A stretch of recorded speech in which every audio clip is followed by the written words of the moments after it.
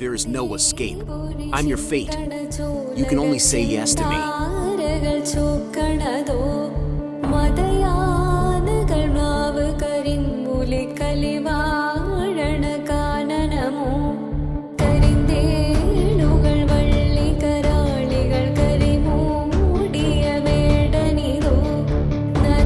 അമ്മ അമ്മ എവിടെയും പോലെ കേട്ടോ. അമ്മ എൻ്റെ റൂമിലേക്ക് വാ.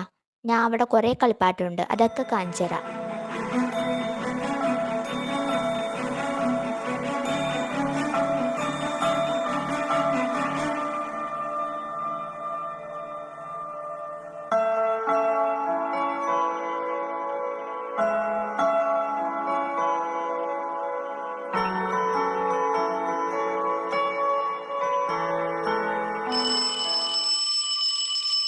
എടാ, നീ എവിടെയാ?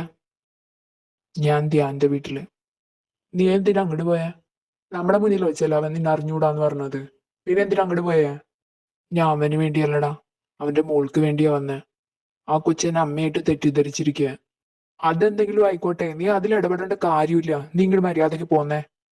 അമ്മ അമ്മ പോവാൻ പോവേണോ? അർജുൻ, അർജുൻ, കേക്കണില്ലേ? ഞാൻ എങ്ങനെ പോവാനാ? എന്റെ മോളൊറ്റയ്ക്കാക്കി ഞാൻ എങ്ങനെ പോവും?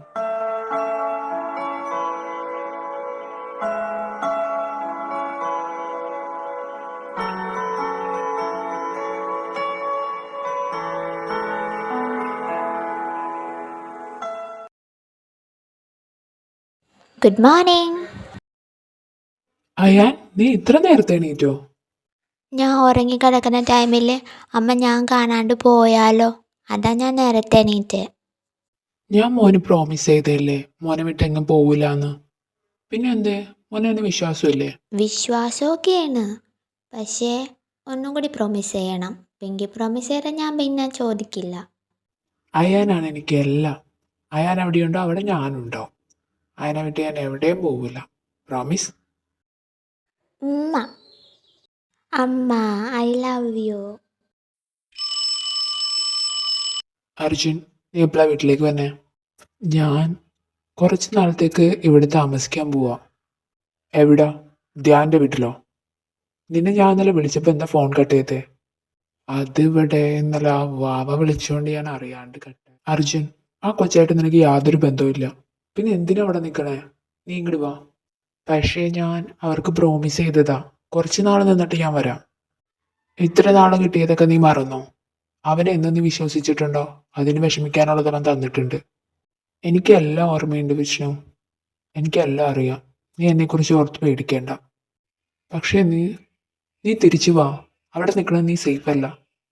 നീ പേടിക്കേണ്ട. ധ്യാനെ പറ്റി എനിക്ക് നല്ലപോലെ അറിയാം. എത്ര നാൾ വെച്ചിട്ടാ ഇതിൽ നിന്നൊക്കെ ഒളിച്ചോടണേ? എനിക്കിതിനൊരു അവസാനം ഉണ്ടാക്കണം.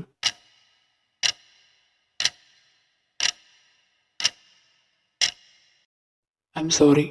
ഞാൻ ഒളിഞ്ഞു നിന്ന് കേൾക്കണം എന്ന് വിചാരിച്ചതല്ല. എന്നോട് ക്ഷമിക്കണം. ധ്യാൻ, നീ ഇത് അഭിനയിക്കുന്നതാണോ അല്ലെങ്കിൽ ഇതാണോ സത്യം? എനിക്ക് മനസ്സിലാവുന്നില്ല. നമ്മ തമ്മിൽ അവസാനം കണ്ടുമുട്ടിയതെങ്കിലും നീ ഓർക്കുന്നുണ്ടോ? ഇതൊരു അഭിനയമായിട്ട് എനിക്ക് തോന്നുന്നില്ല ധ്യാൻ. നിനക്ക് എന്തെങ്കിലും അറിയുമെങ്കിൽ പറ. നിങ്ങളെ ഞാൻ വേദനിപ്പിക്കുന്നുണ്ടെന്ന് എനിക്കറിയാം.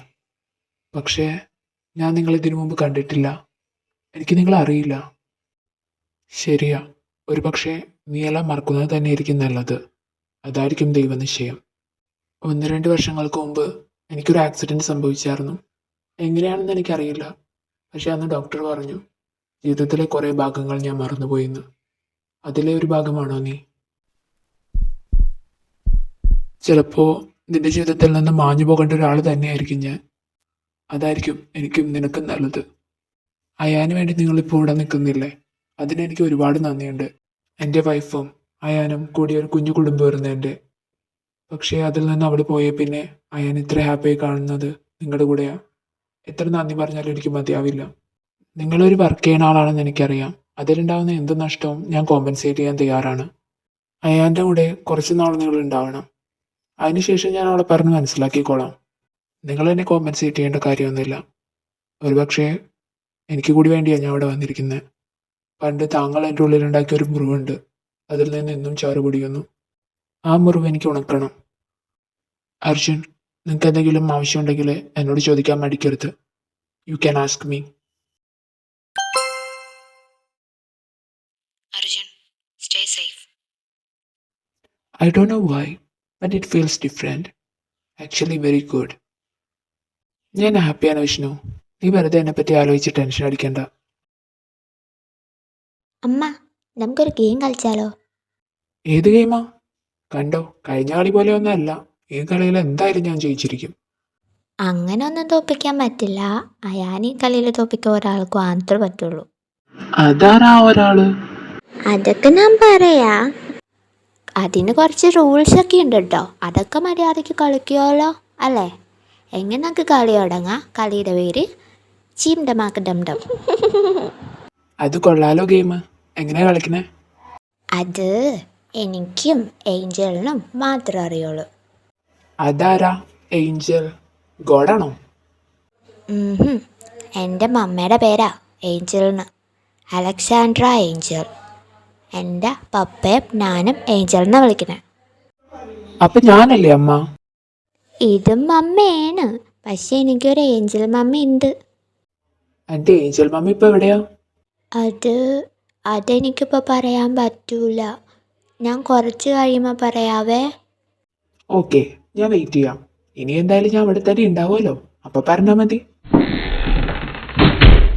അയാൻ പോയി കിടന്നുറങ്ങിക്കേ, രാത്രിയായില്ലേ? അമ്മ, അണ്ണൻ നമുക്ക് പിന്നെ കളിക്കാവേ, ഇല്ലെങ്കിൽ പപ്പ ചീത്ത പറയും. അമ്മ ടാറ്റാ. അർജുൻ, നിങ്ങളെവിടെ കിടക്കണേ? ആകാശം ചുരിയും നിറതാരങ്ങളുമായി. എന്റെ റൂമില്. എന്തേ, എനിക്കിവിടെ റൂം ഉണ്ടാവില്ലേ? ഏയ്, ഞാൻ വെറുതെ ചോദിച്ചെന്നുള്ളൂ. ഇനി എന്റെ റൂമിൽ കിടക്കണം എന്ന് ആഗ്രഹം ഉണ്ടെങ്കിൽ പറഞ്ഞാൽ മതി. ഓ, അതിന്റെ ആവശ്യമുണ്ടെന്ന് എനിക്ക് തോന്നല്ല. എനിക്ക് അയാൻ നിങ്ങളെ എന്തിനാ അമ്മ എന്ന് വിളിക്കണേന്ന് ഇതുവരെ ആലോചിച്ചിട്ട് ഒരു പിടിയും കിട്ടുന്നില്ല. അത് തന്നെ എനിക്കും അറിയാത്തെ. അവളെ ആദ്യമായിട്ട് എന്നെ കണ്ടപ്പോ തന്നെ അമ്മ എന്നാ വിളിച്ചേ. അതും ഒരു ആണായ എന്നെ എങ്ങനെ അവൾ അങ്ങനെ വിളിക്കണേന്ന് എനിക്കറിയില്ല. അവള് കുഞ്ഞല്ലേ, അറിയാതെ വിളിക്കണതായിരിക്കും.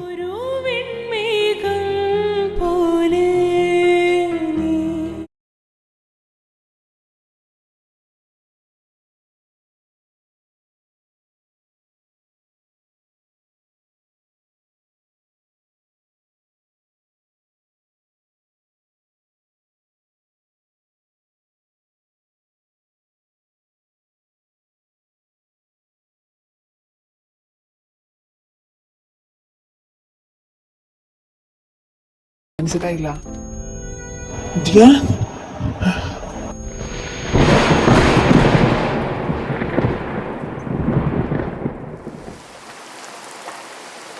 എന്തുപറ്റി? എന്താ ഉണ്ടായി? സ്വപ്നം എന്തെങ്കിലും കണ്ടോ? എനിക്ക് പേടിയാവണം. എനിക്കിവിടെ ഒറ്റയ്ക്ക് പറ്റുന്നില്ല. പേടിക്കേണ്ട, ഞാൻ അവിടെ തന്നെ ഉണ്ടാവും.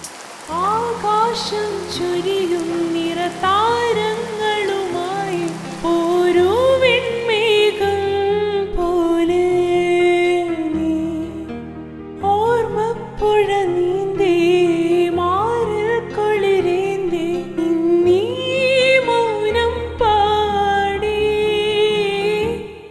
ഹൃദയത്തിൻ നിറമായി. അയ്യാ, പപ്പയ്ക്കൊന്ന് ഓഫീസിൽ പോകണമായിരുന്നു. പോയിട്ട് വേഗം വരാവേ. വേഗം വന്നേ. പപ്പ, മമ്മയ്ക്കും കിസ് കൊടുക്ക്. അയ്യാൻ, തിന്തളമായി പനിനീർമലരായി നിറയൂ. മമ്മ, ചീണ്ടമാക്ക് ഡം ഡം. നിന്നെ എന്ന് ഞാൻ? പപ്പ, രക്ഷിക്ക്, ഈ അമ്മേനെ കൊല്ലാൻ വന്നേ.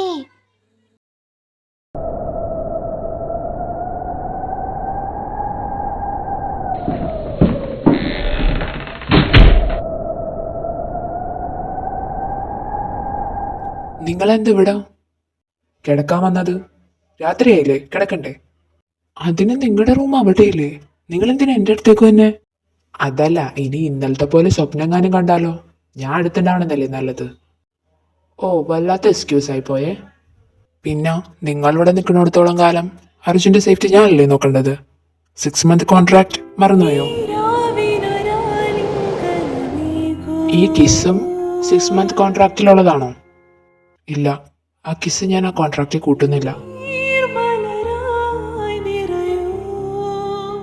നീ